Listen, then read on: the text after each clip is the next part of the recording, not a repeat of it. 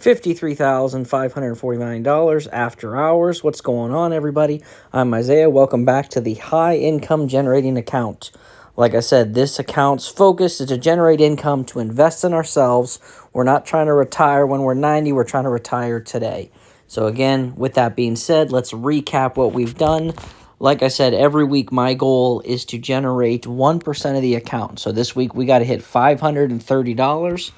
We've already hit 540. If we go to our options, you can count it out if you want to, but we are at like 542.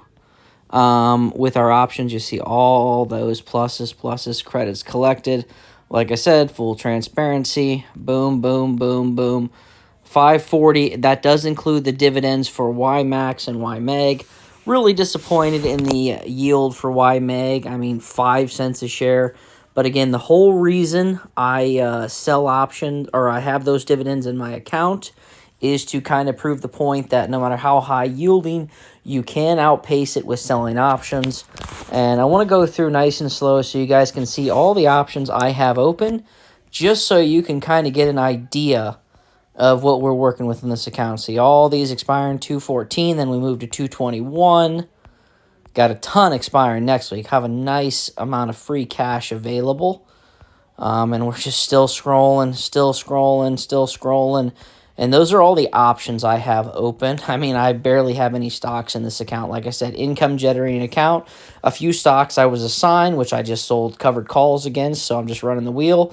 And then I have some income generators through dividends, 500 shares of YMAX, 85 shares of YMEG, 200 shares of ULTY, and 300 shares of MRNY. So, I'm not sure which one I'm going to put more money in. I hate to put more money into YMAX because I'm already at 500 shares, and like I said, the yield is okay, and I know people are enamored by it, but again, just sell options.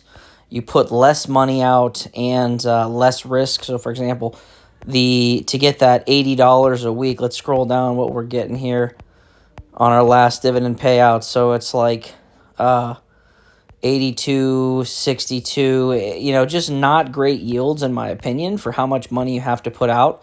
For $8,000, I can put that into like 6 different option plays spread out, so it's not nearly as much risk into one spot.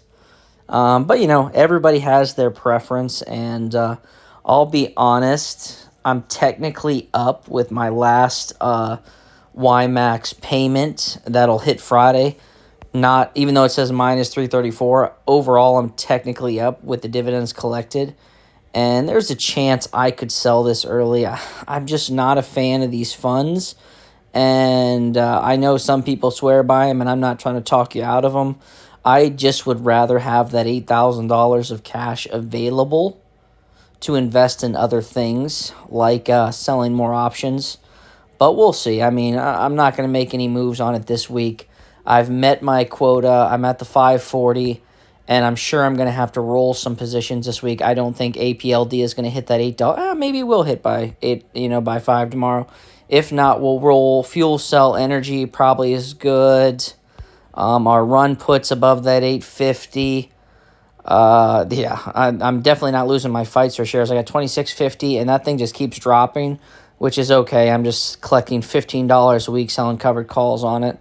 FCEL 650. Oh yeah, that'll be good. FCEL, this one I might have to roll. It's going to be close, just like that APLD. My covered calls, even if it gets close, I am rolling. I don't want to lose NEO for 450. I just keep rolling and keep collecting. If we scroll down to the history of NEO, let's go to view, and we're going to look at the history. You can kind of see just what I've been doing with this stock, just rolling. See those credits roll. I'm just rolling these positions and collecting nice cash amounts every week with it. So I love plays like that, where it's just printing money, just endless plays with it. Just keep rolling. The $7 put for FCEL, I'm sure that's going to expire worthless. And then finally the $5 put for Wolf, this might get rolled. So if I have to roll some positions, I'll probably close the week around $600. If I don't have to roll any positions, actually, I'll take that back. I'll probably close the week around $650 if I don't have to roll any positions.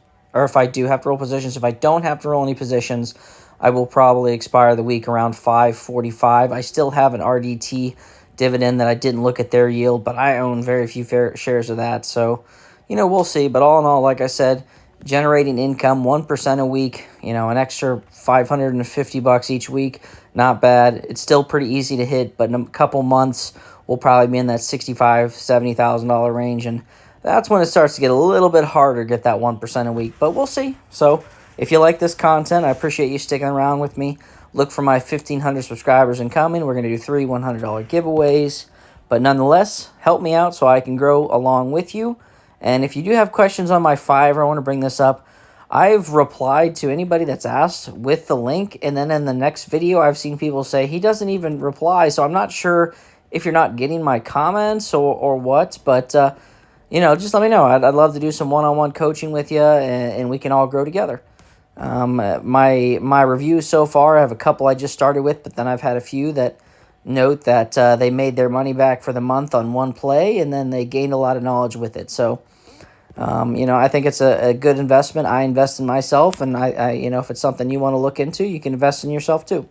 But nonetheless, let's grow together, and I'll see you